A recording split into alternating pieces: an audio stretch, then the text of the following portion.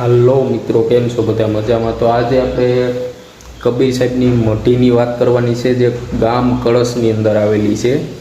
જે અત્યારે હાલ ત્યાં હું ખુદ કામ કરું છું. ત્યાં બાપુનો રૂમ છે એક.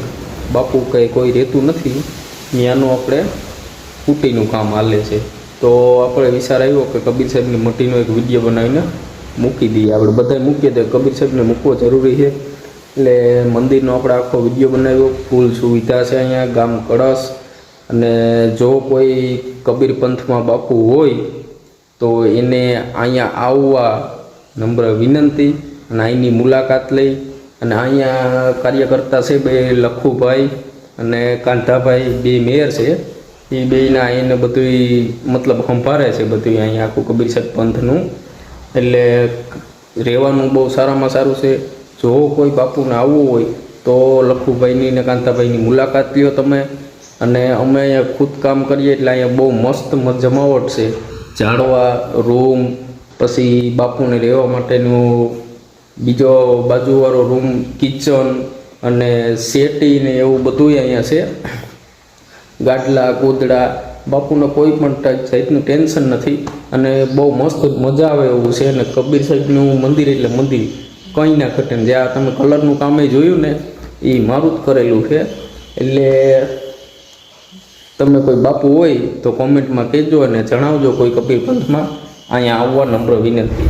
મિત્રો, સૌથી પહેલાં તો તમે ત્રણેય બાપુનું દર્શન કરી લો. પછી જો આપણે કબીર સાહેબની મઢીનો મેઇન ગેટ છે. પછી આપણે અંદર જઈએ તો અંદર ઘણું મોટું ગ્રાઉન્ડ આવે છે. જો અંદર તમે જોવો મિત્રો, અંદર કેટલું ગ્રાઉન્ડ મોટું છે. ને આપણે આ મંદિર છે કબીર સાહેબનું, જો કેટલું મસ્ત લાગે છે. મંદિર છે, પાછળનો સીન છે આ મંદિરનો. અને વૃક્ષ ને ઝાડવા ને એવી ઘણી વસ્તુનું અહીંયા વાવેતર કર્યું, એટલે મસ્ત જેવું બગીચા જેવું છે કામકાજ. તમે આગળ જોવો કેટલા બધી ઝાડવા છે, એવું નથી કે એક જ છે. અને આગળ ગ્રાઉન્ડ પણ બહુ મોટું છે, બહુ મજા આવે એવું છે. બેસવાની પણ મજા આવે અહીંયા. અને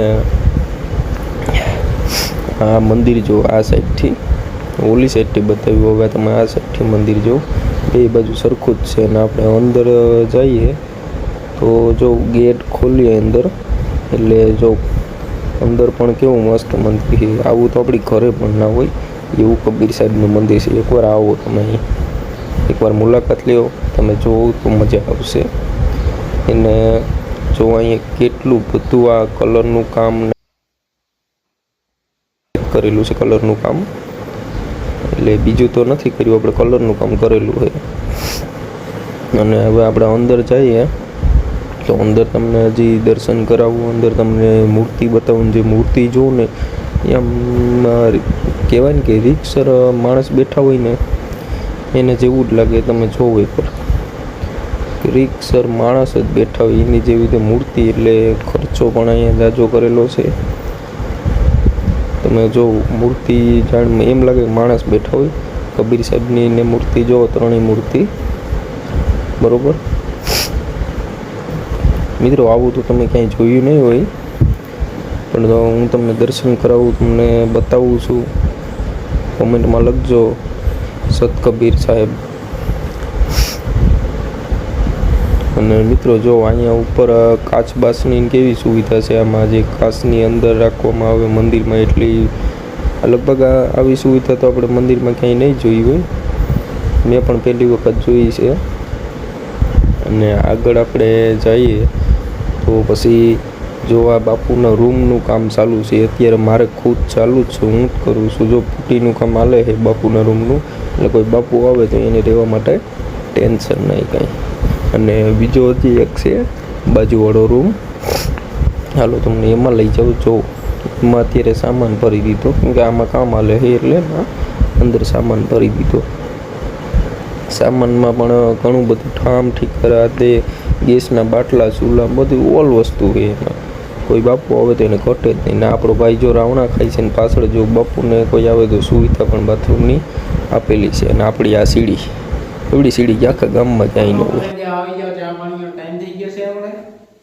પછી ઠંડો ઠંડો વરસાદ આવે છે. જાઓ ભલે જા ચા પાણી પી ગયા, હાલો આવી જાઓ. હવે જો બોલ. આપણા વિનુભાઈ છે, મિસ્ત્રી છે. તમારે કઈ તૂટી બૂટીનું કામ હોય તો કહેજો. આના જેવા મિસ્ત્રી ના આખા ગામમાં હોય કોઈ. સારું હાલો મિત્રો, તો હવે આપણે મળીએ નેક્સ્ટ વિડીયોમાં.